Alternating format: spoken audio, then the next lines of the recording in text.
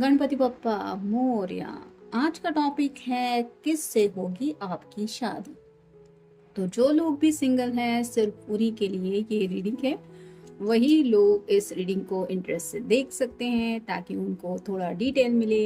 देखते हैं दोनों डेक में से हमें क्या क्या कार्ड्स बताते हैं। तो जिससे भी आपकी शादी होगी उस पर्सन के अंदर क्या क्वालिटीज होगी, कैसा नेचर होगा, क्या बातें होगी, इसको लेके हम जानेंगे।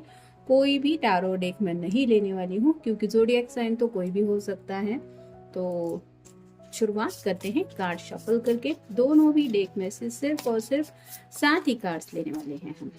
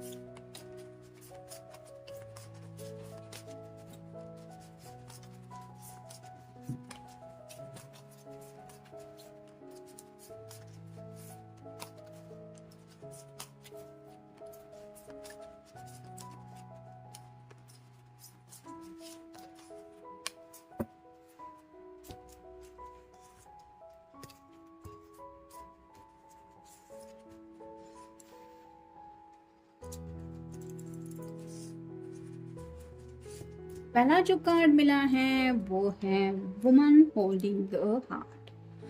तो बहुत ज़्यादा प्यार करने वाला पर्सन हो सकता है ये, यानी कि अगर आपके मन में ये डाउट है कि वो पर्सन आपको खुश रखेगा कि नहीं, आपकी हर एक चीज़ का ख्याल रखेगा कि नहीं, आपके बारे में सोचेगा कि नहीं, तो यहाँ पे ये कार्ड बता रहा है कि वो सिर्फ आप ही को अपना दिल दे रहा है। इसका मतलब उसको अच्छी तरीके से पता होगा और इस दिल की परवाह वो ज़रूर करेगा, यानी कि आपकी हर एक खुशियों का ख्याल रखने वाला वो पर्सन होगा। फिर है केयरिंग कनेक्शंस। उसको पाने के बाद आपको समझ में आएगा कि केयरिंग कनेक्शन किसे कहते हैं, यानी कि छोटी छोटी बातों में परवाह करना, छोटी छोटी बातों में ख्याल रखना। जैसे यहाँ पे ये अगर रूठी हुई है तो इसको मनाने के लिए ये फ्लावर्स लेके आ रहा है, अपनी तरफ से रोमांटिक गेस्चर भी दे रहा है, उसको हर तरीके से मनाने की कोशिश कर रहा है। तो आपको शादी के बाद पता चलेगा कि ये पर्सन आपका कितना ज़्यादा ख्याल रख रहे हैं। तो आप अपने आप को लकी कह सकते हैं। फिर है डोर टू स्पिरिट।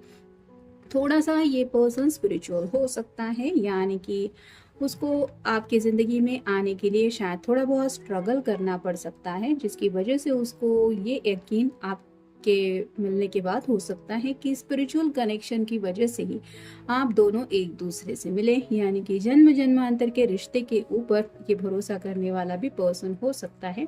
यानी कि उसको ऐसा भी लग सकता है कि आपका सिर्फ इस जन्म का नहीं बल्कि जन्म जन्मांतर का एक दूसरे से कनेक्शन है। फिर है अटैचमेंट। तो इसकी काफ़ी ज़्यादा अटैचमेंट रहेगी आपसे। जैसे इसने यहाँ पे ये बंधी हुई है और अपने आप को देखने की कोशिश कर रहे हैं, वैसे ही हो सकता है ये आपको शादी के बाद अपने से ज़्यादा दूर नहीं जाने देंगे, यानी कि आप अपने पेरेंट्स के घर में भी जाने के बारे में बोलेंगे तो भी इसका मुंह फूल जाएगा, इसको बुरा लगने लगेगा कि तुम मुझे छोड़ के जा रहे हो या जाने की बातें कर रही हो। तो ऐसा आप कह सकते कि काफ़ी ज़्यादा उनके दिल में अटैचमेंट आपको लेके रहेगी, यानी कि मेल फीमेल जिनके लिए भी आप ये रीडिंग देख रहे हैं वो आपको अपना सब कुछ मानेंगे, जिसकी वजह से आपके अलावा उनको दुनिया में कुछ भी नहीं चाहिए, ये वो सोचेंगे। फिर है डिसिट। तो ये कोई ऐसा भी पर्सन हो सकता है जिसको पास में धोखा मिला है और उस धोखे की वजह से ही शायद ये थोड़ा सा आपके लिए ज़्यादा परवाह करेंगे, ऐसा भी कह सकते हैं। या फिर उनको ये समझ में आएगा कि जिसने उन्हें धोखा दिया है वो पर्सन तो इस लायक ही नहीं था कि इनका प्यार उनको मिले, और अब जब सच्चा प्यार इनको मिल जाएगा तो वो अपना पूरा जो प्यार है, पूरा डेडिकेशन है, वो आपकी तरफ देंगे। फिर है एडजस्टमेंट पॉसिबिलिटीज।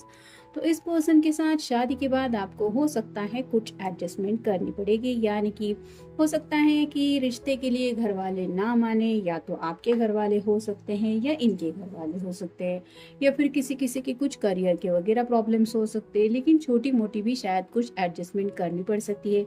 किसी किसी के लिए शायद कास्ट रिलीजन की भी बातें हो सकती है, जिसकी वजह से घर वाले बिल्कुल नहीं मान रहे, ऐसा भी हो सकता है।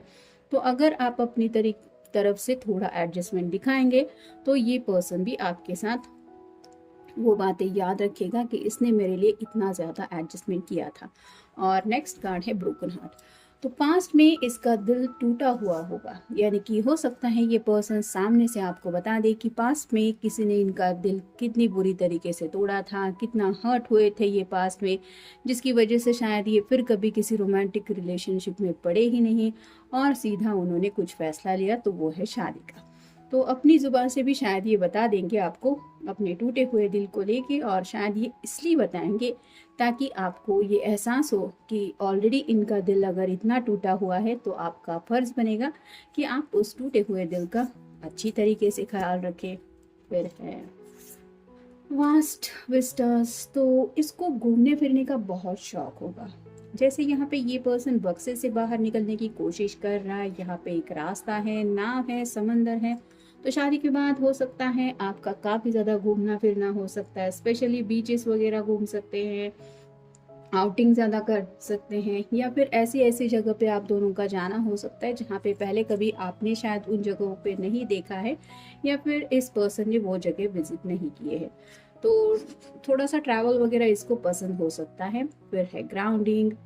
तो अकेले जब भी होंगे ये, या फिर छुट्टी वगैरह होगी, तो हो सकता है इन्हें सुकून की तलाश ज़्यादा रहेगी, यानी कि अगर आपका मन करेगा कि चलो रिश्तेदारों के यहाँ घूम के आते हैं, या फिर मूवी देखने जाते हैं, या फिर कहीं पे कुछ शॉपिंग वगैरह के लिए जाते हैं, तो इन्हें लगेगा कि थोड़ा क्वालिटी टाइम हम दोनों एक दूसरे के साथ बिताएं, यानी कि बस आप और वो, और बस खामोशी, और आप दोनों उस खामोशी में एक दूसरे के दिल के जज्बात महसूस करें। इस तरह की एनर्जी में भी ये पर्सन हो सकते हैं। फिर है वाइज लीडर। तो थोड़ा लीडरशिप की क्वालिटीज़ भी हो सकती है इस पर्सन के अंदर, यानी कि जो बातें बाकी के लोग करने से हिचकिचाते हैं वो काम करना इन्हें पसंद हो सकता है, यानी कि कहीं पे अगर कोई ऐसा सोशली आवाज़ उठानी है, या फिर झूठ के खिलाफ कुछ बोलना है, या फिर आप कह सकते हैं कि जहाँ पे लोग अपनी ज़ुबान खोलने से हिचकिचाते हैं, या फिर सोचते हैं कि बताने बोलना चाहिए या नहीं, वहाँ पे भी ये पर्सन अपना एक लीडरशिप का रोल प्ले करेंगे, यानी कि सोशली भी हो सकता है काफ़ी ज़्यादा एक्टिव रहने वाले ये पर्सन हो सकते हैं, यानी कि लोग काफ़ी ज़्यादा इनको पसंद भी करते होंगे। फिर है टेकिंग शेल्टर।